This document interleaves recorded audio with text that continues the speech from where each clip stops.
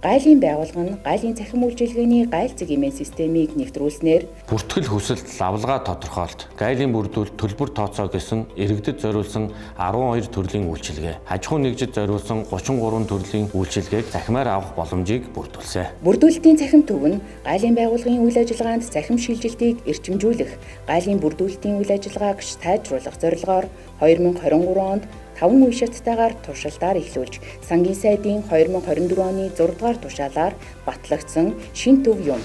Ийхүү захимаар мэдүүлснээр бүрдүүлэлтэнд зарцуулагдах цаг хугацаа багасж, гадаад бодлоонд оролцогч аж ахуй нэгж иргэн та гайлд бараагаа мэдүүлэхдээ цаг хугацаа орон зайнаас үл хамааран захимаар өөрөө мэдүүлэх бүрэн боломжтой юм а. Олон улсын жишгт нийцсэн гайлын үйлчилгээг үзүүлж, гайлын хууль тогтоомж мэдээллийг шуурхай, хүртээмжтэй түгээснээр зах зээлд шударгаар өрсөлдөх нөхцөлийг хангасан. Та бүхний харж байгаачлан бүрдүүлэлтийн захим төвийн зааланд нэг ч иргэн аж ахуй нэгж үйлчлүүлэгч байхгүй байна. Бичиг баримтын шалгалтын үеийн нүүрс тулсан харилцааг бүрэн байхгүй болгосноор авилга ашиг сонирхлоос ангид байх боломжийг бүрдүүлсэн. Гайлын байгууллага бараантхийг шалгалтыг зөвхөн тухайн барааны эзэмшигч эсвэл түүнийг төлөөлөх гайлын зуурчлагч, тээвэрлэгчийг байлзуулж хийх бөгөөд ямар нэгэн зөрчилгүй бол барааг эзэнд нь олгосноор иргэн танд үзүүлэх гайлын бүрдүүлэлт хянас шалгалтын үйл ажиллагаа дуусах юм.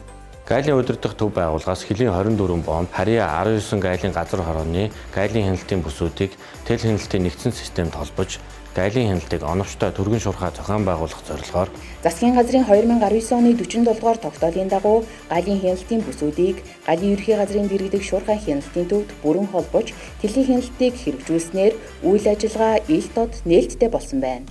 Бид дэвшилтэт технологи суурилсан техник хэрэгсэл, програм хангамж, ухаалаг гарц, тээврийн хэрэгслийг дугаараар нь таних системийг үйл ажиллагаанд нэвтрүүлснээр гайлын байгууллагын үйл ажиллагаа илүү ил тод нээлттэй болсон. Гайлын лавлах 1812-81 утсанд иргэдээс 2023 онд нийтдээ 6251 дуудлага ирснээс 205 нь санал гомдол байсан байна. Иргэдээс ирүүлсэн санал гомдлын 63.4% нь гайлын хяналт бүрдүүлэлтийн үйл ажиллагаатай холбоотой, 17.1% нь гайлын байгууллагын албан хаагчдын ёс зүйтэй холбоотой гомдлууд эзэлж байна.